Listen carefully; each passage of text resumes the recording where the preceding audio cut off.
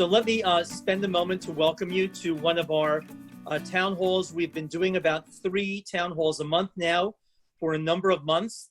These are compelling conversations and engaging events that bring us to all kinds of Jewish experiences. Tonight, we can sit back and relax. We have a magnificent program about Portugal and the Jewish world of Portugal. I share with everyone that you need to know that my passport is currently in therapy because my passport has not been able to travel anywhere.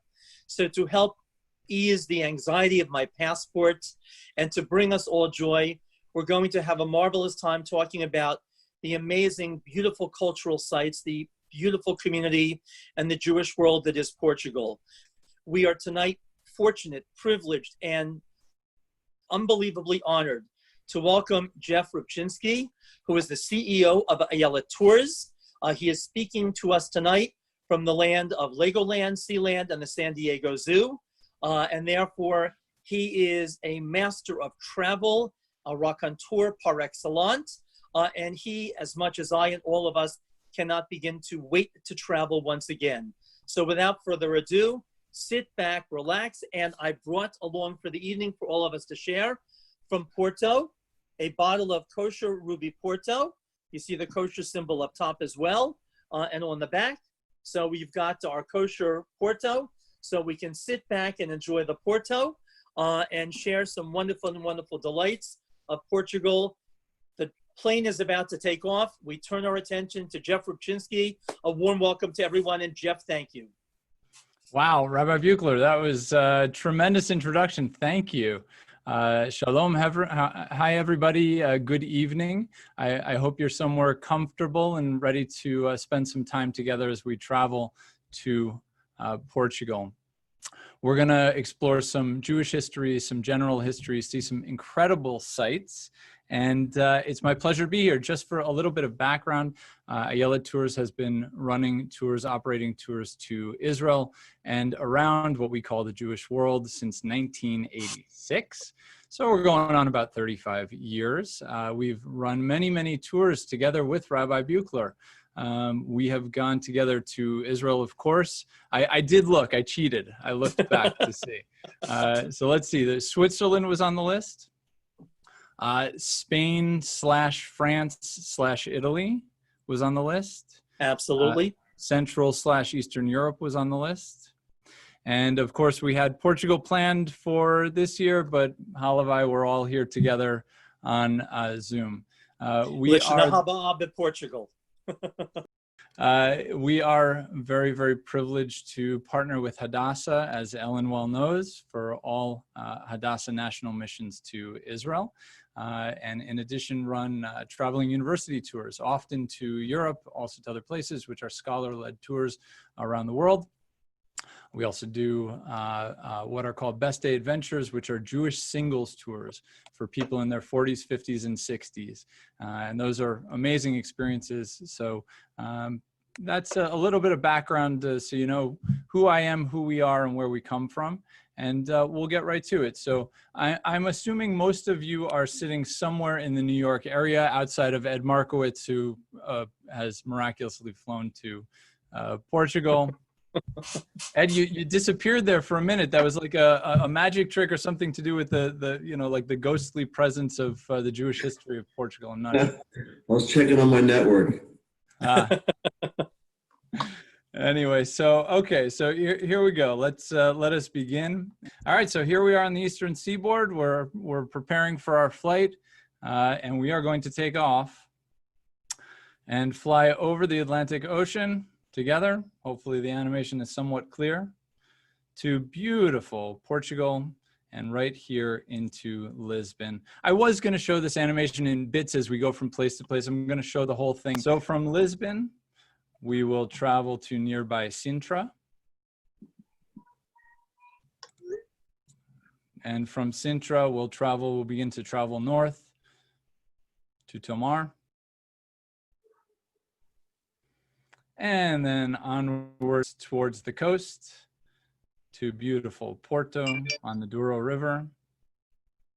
And from there, we will go inland to Belmonte, which has a fascinating Jewish history and Jewish presence. And then after all of this travel, we all need a little time on the beach. So we'll head down to Algarve for a little R&R. And that's somewhat, hopefully you could see that somewhat animated. That's the general overview of the time we're gonna spend together today. As this map kind of pulls out, you get to see the overall Iberian Peninsula and where Portugal fits in next to its friendly neighbor, Spain. We are here in Portugal. Congratulations, we have arrived. So I stayed up all night last night just so I could give you the sense of jet lag. I did that so nobody else needed to. We are also going to just go back in time to ancient history. We're going to go back in time to normal 2019 when you could travel wherever you wanted and enjoy it in a group without having to think about masks and this and that. And for an hour, we're just gonna breathe and take a little time to be on tour together. So here we go. This is Portugal, as you saw in the animation. I highlighted the routes, and we'll talk a little bit about that. The one thing they did when they set up the country of Portugal, they didn't know that in the 21st century, all of our monitors would be in portrait mode or in landscape mode, and unfortunately, they set up the country in portrait. So what can we do? This is the country that we are dealing with today. I don't know if you can see my mouse moving around. I don't think so. But essentially, you saw in that kind of outcropping to the west side, that's Lisbon and Sintra. Tomar's kind of in the center, Porto way up north, Belmonte on the inland, and the Algarve region in the extreme south. Although this looks big, you don't necessarily have a frame of reference. These distances are relatively short. To get from Lisbon to Sintra is half an hour's drive. To get to Tomar, you're talking about maybe an hour and a half in a bus. So these are relatively short distances. The longest distance is really getting to the south to the beaches. And of course, it's worth the drive because at the end you get to go and enjoy some absolutely beautiful, stunning scenery, which we will see a little bit later on. Okay, very briefly, and I should say at the beginning, I am not a historian. I'm not a professor of history. I'm not a licensed tour guide. I am the CEO of a tour operator.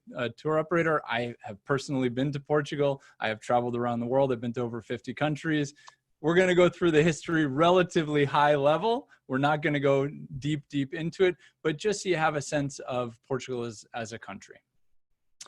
This outline begins in 1143 when the country of Portugal kind of coalesced. There is civilization. There were city-states long before this. We'll talk a little bit about that later. Lisbon, there's some evidence that there's a city-state history going back to 1200 BCE. So that's quite old. But for a little while there, things were actually pretty good for the Jews. That is until Manuel I came in, and even under him at the beginning, it was pretty good until, for reasons of politics and hopefully combining kingdoms with Spain, he married Isabel from Spain. Part of their marriage contract required the expulsion of the Jews, and things went downhill from there. Fast forward to 1910, the monarchy is deposed. The king and his first in line for replacement are both assassinated. Funny story about that. That's not so funny that they're assassinated, but King Carlos and Luis, they were together on a road. They were assassinated along the way. Carlos died first, so Luis became king, de facto king, for about 20 minutes. So he's one of the shortest serving monarchs in history. He then expired, the crown passed on to Manuel, who 2 years later was driven into exile and lived the rest of his days peacefully in the English countryside. Much of the 19th century was pretty much dominated by one Antonio Salazar. He was essentially the dictator and ruled with an iron fist and Stasi-like secret police for about 50 years, just short of 50 years. And shortly after his untimely removal came the Carnation Revolution. We'll talk a little bit more about Salazar's end a little later in the presentation. There's a lot of chaos in Portuguese history, but eventually things kind of get straightened out. They join the European Economic Community, which becomes the EU, and they move slowly towards a functioning, relatively stable democracy that we know today, with better roads than they had for a long time, which is good for travel, and some excellent industries. Key among those, olives, wheat, wine, as we'll talk about, and cork. That's the general history. And why is it not going to the next slide? There we go. Then a little bit of the Jewish history. So there is, the subtitle here is a mix of success and sadness, and isn't that often the case in Jewish history in a lot of places around the world? There is some evidence that there is Jewish presence in Portugal as far back as the time of Nebuchadnezzar, which if you are wandering off and not paying attention to what I'm saying, you can try saying that to yourself 10 times fast. It's quite difficult. I tried. But there's even some that say as far back as King Solomon, there's some presence in Portugal. Regardless, there were some very good times. The golden age of discovery was very, very good for the Jewish community. They contributed greatly, not only to economic life, but to scholarly life, to all sorts of different aspects of life in Portugal. And then, as we talked about before, Manuel I ascends to the throne. Things don't end well. That ends up with the exile and ultimately a little bit later the Inquisition, the auto de fe, all of that. Things don't end well for him either. Just so you know, he died in the Black Plague, so things didn't work out for him either. And Isabel from Spain also didn't work out too well. She died only a couple years later in childbirth. So this was it's the 1400s, 1500s. Things didn't end well for a lot of people back then. The Jewish community, those that stayed behind, and many of them were encouraged by Manuel to stay behind because he understood the economic impact of having the Jews leave Portugal. So he actually made it difficult for them to leave and tried to, as much as possible, have people convert to Christianity. In doing so, many of them did end up staying. There were, of course, crypto Jews that we'll talk about later.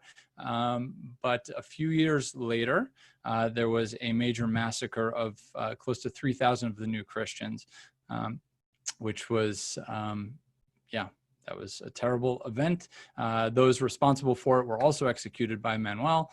But generally, as you can imagine, even those that had converted to Christianity were not accepted as equals, were not accepted as Christians. And quite a bit happened behind the scenes in terms of people keeping their faith in secret. And again, we'll talk about that a little later. Several hundred years of essentially decline, economic, political decline. And in the 1800s, Jews were welcomed back into Portugal, but not until the end of the 1800s did they receive recognition. Hey, you guys are Jewish. And they were allowed to establish a community. This is where the major synagogue in Lisbon comes from, Shari Tikva. One of the interesting things we'll see a little bit later is even when it was established and it was built, it was not allowed, not being a Catholic church, it was not allowed to face the street. So when you go there in person to visit, you will see that the entrance is from an interior courtyard because that is what was allowed. And slowly, being Jewish in Portugal was something that was allowed once again. In the Carnation Revolution, things obviously were very hectic / chaotic. There was a lot of emigration of those Jews that were there. Some went to Brazil, some went to Israel, some came to the United States or Canada. And slowly we got towards the present where there are, by some counts, roughly 1,800 Jews that still live in Portugal. There'll be a test at the end, so hopefully you took good notes and you've got all of that loaded into your brains. And that ends our deepest surface dive into both Portuguese and Jewish Portuguese history. Now on to the fun stuff. So, I don't know why There we go. Welcome to Lisbon. Beautiful Lisbon, city of seven hills, the San Francisco of Portugal, home to 500,000 residents. This is where Vasco da Gama sailed. This is one of the oldest capital cities in Europe. How, you say, is that possible when Portugal is only founded in the 1100s per our slide? Because I know you were all paying very close attention 2 slides ago. Lisbon as a city-state, theoretically, or as far as people can tell, dates back as far as 1200 BCE. So it is quite old. And we'll see some beautiful places along the way in here in Lisbon. This is Rocio Square.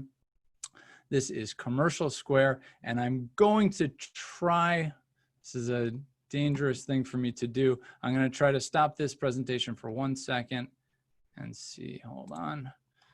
Because I have a greeting. Let's see if we can get this up on the screen from one of our guides in Lisbon. Olá, my name is Liliana. I'm a certified tour guide in Portugal, and I would like to welcome you to my city, Lisboa. A city that it is made of so many others. From the Romans to the Visigoths, Jews and Arabs, it all goes down to our DNA. We are at Prasa Du Comercio, the largest European plaza. Once this was the heart of Europe, and all the expeditions to Africa and to the Far East came here. Even the king, he used to walk down the streets, taking his own elephants. So if you were looking for pepper, pearls, silk, cinnamon, monkeys, this was a place to come to. This was truly a melting pot. Let us have a custard tart. Let us have a pastel de nata, and I will tell you all about the Portuguese adventures. So see you soon in Lisboa. So we have absolutely lovely guides there that hopefully someday you'll get a chance to meet in person. Let's talk a little bit about tile. What you see here are wonderful examples of the ceramic tiles called Azulejo. If you speak, does anybody here speak Portuguese, by the way? No? Hopefully not, so there's nobody to correct me when I mispronounce things. But even if you speak Spanish, you know that azul is blue. These are the traditional blue ceramic tiles. There's a lovely museum of azulejos in Lisbon. These are tin glazed ceramic tiles that you see really all over Portugal and even all over Iberia. And that's a lovely example in that photo right there. And here's a picture you might recognize somebody in. This is, we have traveled now on our beautiful walking tour within Lisbon to Shari Tikva, the synagogue we mentioned before that was established in the late 1800s and finally completed sometime between 1902 and 1904. And there's Rabbi Buechler in front of the Arona Kodesh. Along with my private security Noam. That's my right. son. And another familiar face. We continue along our walking tour through the streets of Lisbon here to anybody want to guess? You could, I suppose you could guess in the chat, and Rabbi Buechler could let me know if anybody gets it right. Can you guess the architect under which the person who designed what you're looking at studied? So this is the elevator to Santa Justa. This was designed not by Eiffel of Eiffel Tower fame. This was designed by a student of Eiffel who came back to his native Portugal and designed it. Lisbon, as we talked about, is a very hilly place. So having an elevator to get from point to point, especially back in 1900, was quite a useful thing to have. Nowadays, it is a rickety, somewhat old tourist attraction. There is a platform at the top where you have some lovely views, but it's you can imagine the wonder that this was back in 1900, that people could step in and a few seconds later be at the top. So you'll see that along the way as we go through Lisbon. You might have seen in the video from Liliana, they do have streetcars. This is reminiscent of San Francisco, but you'll see this along the way as we go. what we are looking at is important for a couple of reasons. This is the Carmel Church and Convent. The Carmel Church and Convent was destroyed in the earthquake of 1755. When I went through the brief history of Portugal, I skipped over that. I knew we were going to hit it when we got here. This was a major, devastating earthquake, which was followed by a tsunami. Much of the lower town was impacted or destroyed. This church and convent was left in its state of disrepair. It's currently a major tourist attraction, and actually there is a Jewish element to the convent. I'm not going to tell you what it is because you need to go to Portugal, so your local guide can tell you when you're in Lisbon, but you should know that there is a Jewish element even here at the Carmel Church and Convent. We're back to Rocio Square, another familiar face. And we talked a little bit about the massacre in 1506 of the 3,000 new Christians. There is a memorial, which this is a picture of the memorial that we see along the way. We continue to Alfama, which is roughly the site of the Juderia Grande. When we talk about Jewish history in Portugal, and particularly in Lisbon, there's not a lot of easily accessible or easily viewable historical markers of what was there. Why is that? Well, there's the forced conversion and expulsion in the late 1400s, of course, and then there's the earthquake that we just talked about in the 1700s. But they are there. And so this is one of those amazing things where instead of just going to wander around an area, if you're with a professional guide, it makes all the difference because they can show you those nooks and crannies and those reminders of the history, those reminders of the past. This is a picture of a group that was there with us last year. That's one of our amazing guides, Paolo, who is he's a professor, he's a noted historian, and he also happens to be Jewish. And he's an outstanding guide and has personally done research into the Jewish community in Lisbon. So when the time comes that you are there, you will in all likelihood meet with Paolo and get a chance to see and hear from him directly. One of the other things you'll note on the tour as you go along is in order for it to make it easier for everybody to hear, everybody has headsets, so you can hear the guide clearly even as you go through busy streets. And when we get back to the point where we can all stand so close together and not be looking nervously at each other side to side, and the streets are full again, we'll need those. So just know that when you're there, you will have headsets as well. This is a very important site in Lisbon that I like to call plants in pants. I don't know how that translates in Portuguese, but I imagine it's something clever like that. I just thought it was a great picture.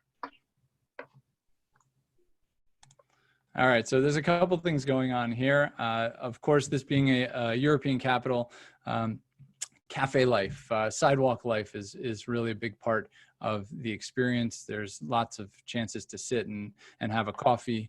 And on the right-hand side is none other than Mr. Bill Cardiff, who leads our Best Day Adventure Jewish Singles Tours. Just so happens he led 2 trips that went through Portugal last year. He is standing outside of the Pastis de Belém. So these are very well-known pastry. This is it's like an egg cream pastry dusted with cinnamon. The facility itself, there's a history that goes back into the 1800s. There's a monastery right nearby where this pastry, this delicacy came from. You'll hear all of that history, of course, when you're there.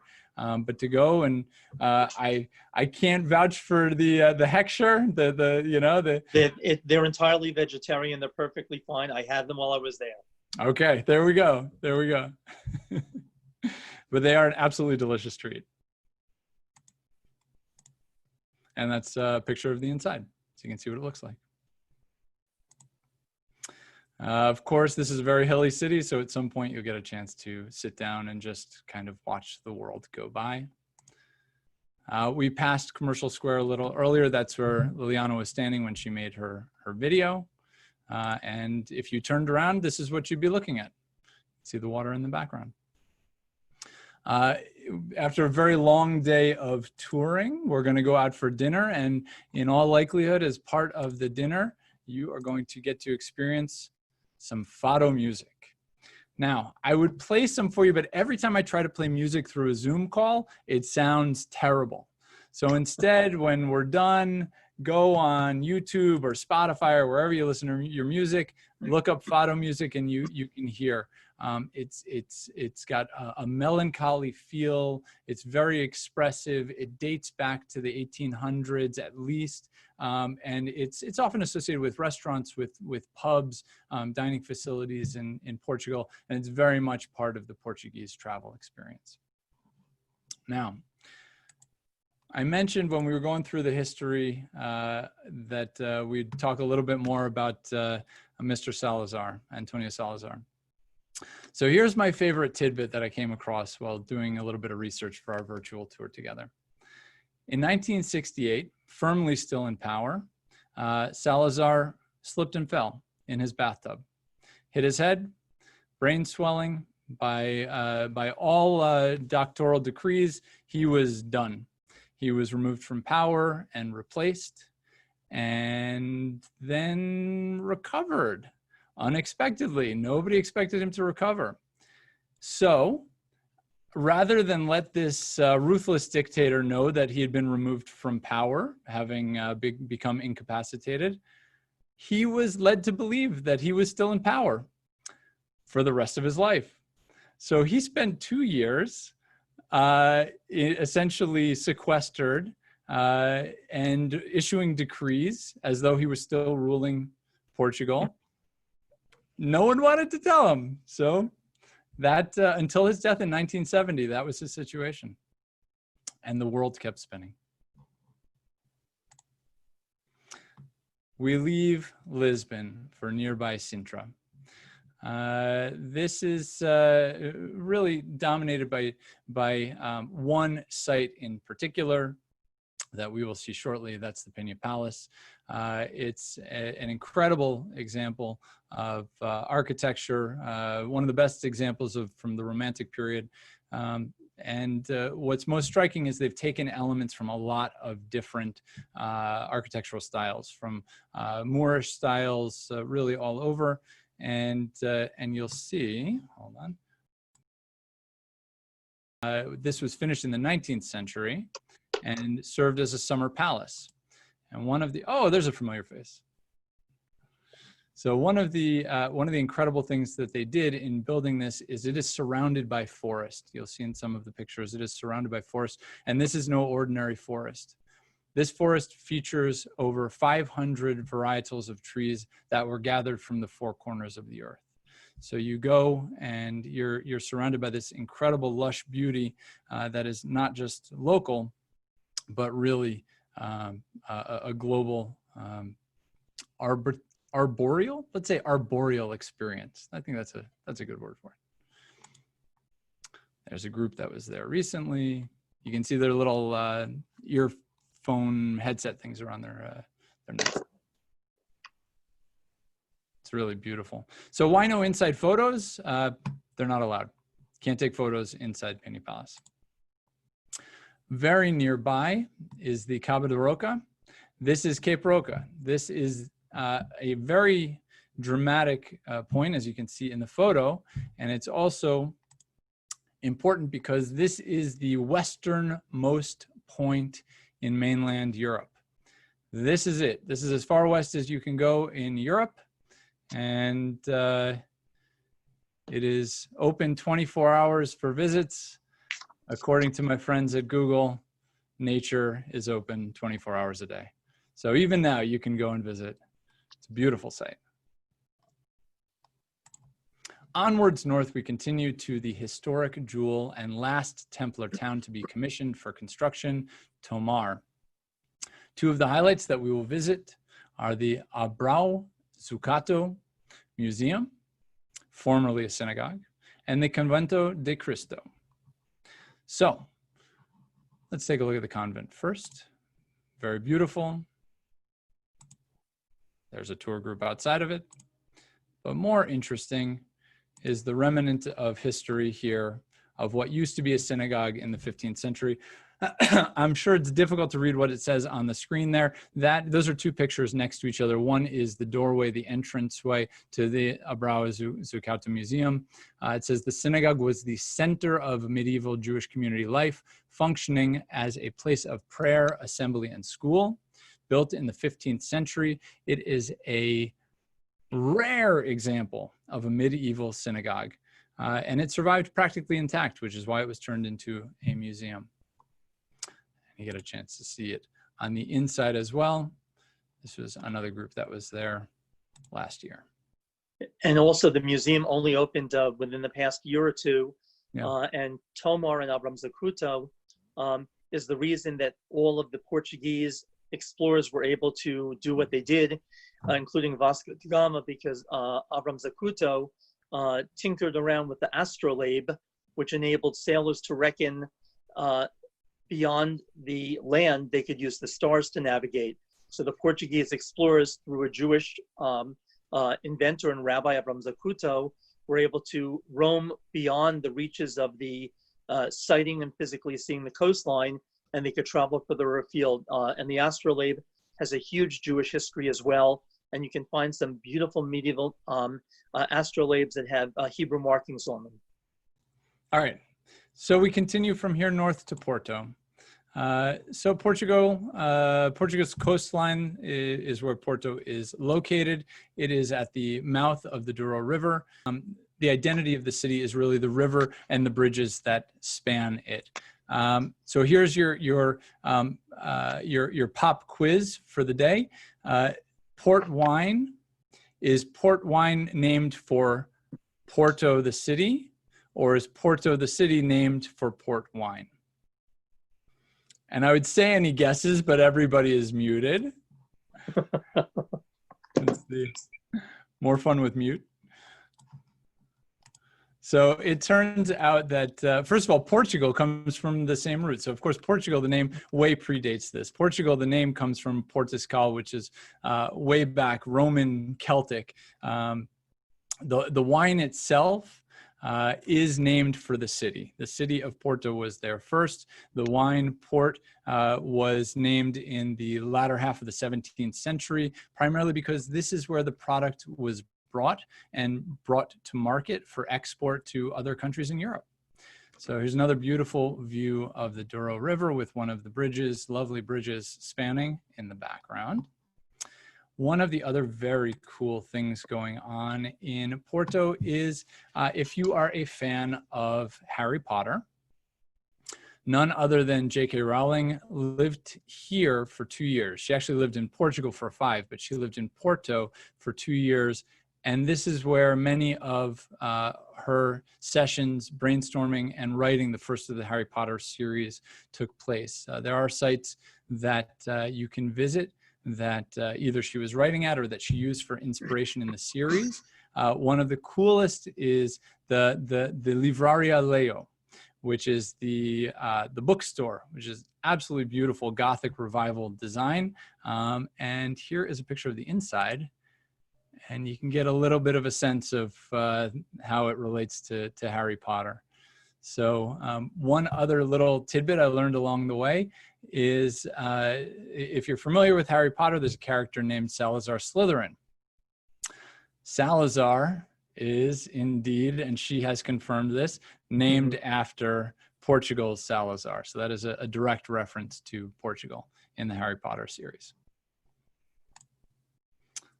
So another shot. It's just a beautiful place. This is actually primarily a public transport bridge and a walking bridge. So it's lovely. You can go across the river. Beautiful, beautiful views. Another gorgeous shot of Porto there. And if you look really, really closely in this picture and you look past the two bridges and you keep going, you're going to get to the Atlantic Ocean. And then if you keep going west far enough, you're getting to New York. So just keep going that way. And this is a picture of the kosher store. Actually, Rabbi Buechler, you want to talk about this kosher store? I mean, first of all, as beautiful as Lisbon is, Porto is majestic and magnificent. It has vistas that are beyond compare. There is in Porto the Hotel de Musica, which is in a former musical stadium, etc. And they turned it into a gorgeous hotel. And working with a very small Jewish community in Porto, and the synagogue is but a few blocks away. We had kosher meals on Friday evening, Shabbat dinner, Shabbat lunch. And they've got a store and kosher goods. And the Jewish community of Porto is actually the most dynamic community in all of Portugal. Primarily Moroccan Jews who came in the 1800s and early 1900s, and a few crypto Jews who have returned to Judaism. But you can go to the Hotel de Musica. It's right in the heart of a vibrant shopping district, lots of places to see. There is a, next to the hotel indoors is a food court that has a couple of vegetarian restaurants and pancake places. So it's a really dynamic place to spend Shabbat, which is what Noam and I did in Porto. We spent Shabbat and had a marvelous time. And there's also a synagogue there. We didn't get there yet. Yeah, the synagogue is the Kaduri Synagogue, as you see right there, which is a huge complex named Kaduri because that was the woman who donated the money to finish the building of the shul. Right. Which I believe they live in Shanghai. The family lives in Shanghai. It's part of the new book that came out about the Sassoons and the Kaduris and other of these families from Shanghai and Hong Kong and Singapore, these Iraqi Jewish families that had a network. These are the Sephardic Rothschild family. Here's another shot of the synagogue.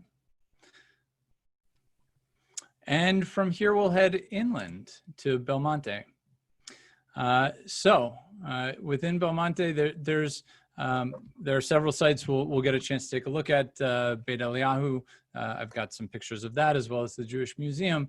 But of course, the story of the crypto Jews really unfolds here. And Rabbi Buechler, if you'd like to share a little bit about that. Yeah, a thumbnail sketch is that, as you mentioned, under King Manuel, many of the Jews were given a choice, and it really wasn't a choice. He wanted to keep the Jews in Portugal. Thousands were massacred in the late 1400s, very early 1500s, children torn away from their families to become Christian, and the Jews forced to become crypto Jews or new Christians, as they call them, or the negative pejorative slang as Marranos. Some say today that they've done different statistical studies of the genetics, and some say that approximately 20% of the population of Portugal is descended and has Jewish genes within them. But in Belmonte, because it is an inland mountain town, and it's a beautiful, beautiful town, and there was a kosher hotel in Belmonte. We drove from Lisbon to Belmonte, a couple of hour drive. We called on the way, and I had done all of my homework. And I saw the hotel says Mount Sinai Hotel, Har Sinai. That's where we booked. And they said they had kosher breakfast. And calling on the way, we happened to say, by the way, do you have kosher dinners? So we had a magnificent kosher steak dinner with kosher Portuguese wine that rounded off an amazing day. It overlooks a beautiful valley where every morning there's a bank of fog. But the Jews in Belmonte, because they remain crypto Jews, though they were ostensibly practicing Catholics, in a hidden village tucked away, they remained a strong core of their Jewish practices, and they always knew that they were Jewish. In the past century, several hundred have come back formally to Judaism. There is a working synagogue in Belmonte. There is a museum that speaks about the power of the history of the crypto Jews, how they would go out and make matzah, they would celebrate Purim. Their neighbors knew that they were different and realized something was going on, and the crypto Jews always married endogenously within their community. So there's a strong line. There are now several rabbis from Israel who are formally bringing a number of the crypto Jews, continuing to bring them back to Judaism, and a working synagogue and a wonderful place also to spend Shabbat. But we chose Porto to spend Shabbat. Okay. And I'll show some of the pictures that go along with what you were just talking about. So here's a few pictures of the town, the Chanukia. And there's the Jewish gift store too, right there behind that. Right there it is. There I am at the gift store. Yeah. I'm shopping. I'll show you later the Kiddush cup I brought back. There you go. There you go. All right, so here's a few pictures from the synagogue. So this is Beit Eliyahu, which was established on the 500th anniversary of the expulsion, 1996. They do have weekly services. There's a rabbi there. This is a functioning synagogue. This is not just a remnant of the past. Here's a few pictures from inside the shul. And one more picture to show you the beautiful view from inside looking at the surrounding hills. It's a lovely spot. This, I'm pretty sure. Inside the museum. Yep, inside the museum. Okay. So the museum itself, a lot of the things that are covered there are things that you would already know. There are a lot of things that help non-Jews that are coming that want to learn a little bit about Judaism. What is a Torah? What is Passover all about? These sorts of things are covered within the museum. It's a small museum, but it's really incredible to have it there in the heart of Portugal. And of course, as Rabbi mentioned, here is the hotel, the kosher hotel. You get a chance to see that as well. So from Parsinai in Hebrew. Yeah, exactly. You can see right there. Parsinai in Hebrew. Yep. So from there, everybody get ready. We're gonna take the long drive all the way down to Algarve. And for this section, there's not much to know except there is a medieval capital town, Faro. It's one of these kind of whitewashed Mediterranean style towns, beautiful beaches.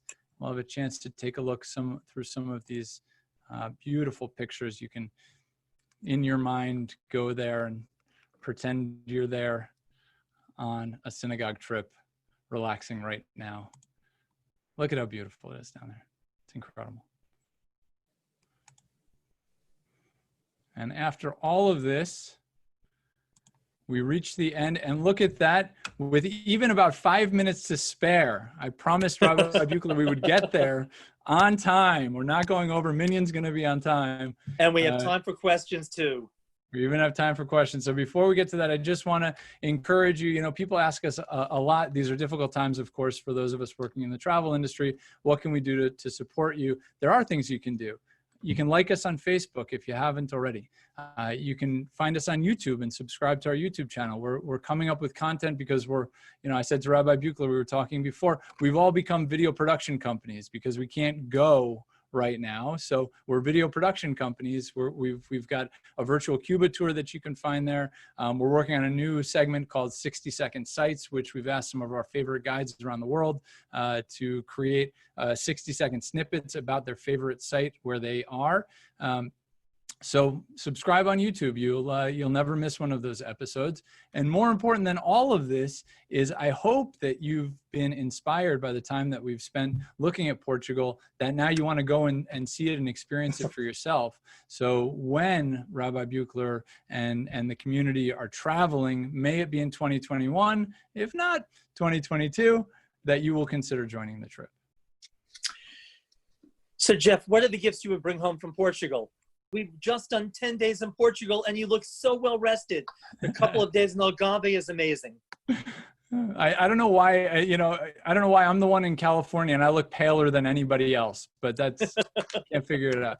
But, when Liliana did her little video thing, she actually was talking a little bit about some of the gifts that you could get back in the day in the shopping district within Lisbon. And I don't know if you could hear, the last thing she said was monkeys. So I don't think you can get them anymore, but back hundreds of years ago, when the emperor or the king would go through on his elephant, one of the things you could buy in the market there were monkeys. But I saw Rabbi Buechler, you have a wonderful example of something you got there. Yeah, so there are Judaica gifts that you get, challah covers and Kiddush cups, and of course the port wine. A wonderful gift to bring back, by the way, are the tiles, the colorful Azulejos tiles, which are amazing. By the way, the other gift for those of you who like sardines, Portugal is a country built on sardines. They have sardines in every shape, size, and color. Trust me, I spent a week in Portugal. I never tried a sardine. Trust me on that one. By the way, one other great thing about Portugal is that it's such a short flight to get there. I mean, it's five and a half hours, if I recall. Yeah. It's, people talk about the short flight to Iceland. And the question, by the way, that just came up about, I believe it was, what was the attitude of the Jews in the Second World War? Both Francisco Franco and Salazar were in cahoots together. So they both remained neutral, which meant that you could find Nazis in Lisbon and in Madrid and in Barcelona, but at the same time, the reality is that both Spain and Portugal were transit points that enabled Jews to come in. And approximately 100,000 Jews spent a good part of the war in Portugal. Hungarian Jews and from other places. Mendes de Sousa was a Portuguese consul in France. He personally gave up to 10,000 transit visas and by the way, he was then sacked by the Portuguese government because he was actively aiding and abetting, and 10,000 Jews came into Portugal by Mendes de Sousa and his giving transit visas to Portugal. So during the war, though they were officially a neutral territory, there were cases where they were leaning toward the side of the Nazis, but Jews were allowed to come in, and both Franco and Salazar safeguarded and protected the Jews that were there. There are 5 synagogues in Portugal, mind you, and of the 5 synagogues, I went to 4 of them. The 5th synagogue is in the Azores, where I have yet to be. So I saw the other 4 synagogues, and each beautiful, and as mentioned, a small Jewish community. When I was in Porto, the rabbi was not in Porto when I was there. The rabbi in Belmonte was not there when I was there. And amazingly, I heard a wonderful story in Lisbon that they had told the rabbi before Rosh Hashanah go back to Rio de Janeiro. So I was the only rabbi in the country until I met one of my colleagues in Porto, and then I realized there were 2 rabbis in the entire country. So a fun story. So all in all, any other questions for Jeff? And I cannot but thank Jeff for his wonderful, wonderful, delightful persona, the amazing traditions and history and heritage we've seen about Portugal. You know, it's only 8 o'clock and we have traveled the depth and the breadth of the land of Portugal, the gateway to Europe, the Western Gateway, which is what Portugal means in the original Latin roots. And I hope that you are exhilarated, not exhausted. I hope you are uplifted in the midst of maybe not having electricity for a couple of days or a week. We have been powered into the joy of Portugal and the travels. My passport looks forward to the day when I will be able to go to Portugal, and then many of us will go together. Irma, ask your question. Irma's question. Irma, okay. Just unmute.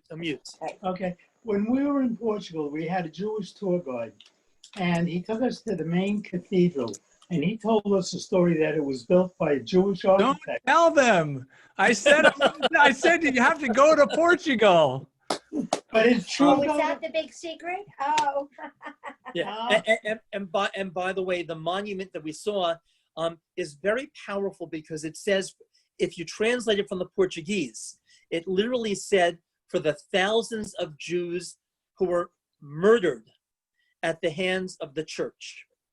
And that's right in front of the cathedral, that they acknowledge and recognize the sins and the transgressions of the past.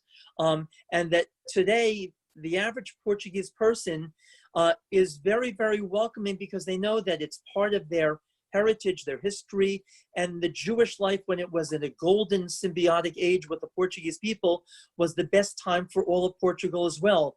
The time of the great explorations was in part built upon not only Avram Zakuto and the Astrolabe, but the Jewish commercial interests and the wherewithal and the business acumen and the philosophy and the poetry of the Jews who were residing in Portugal.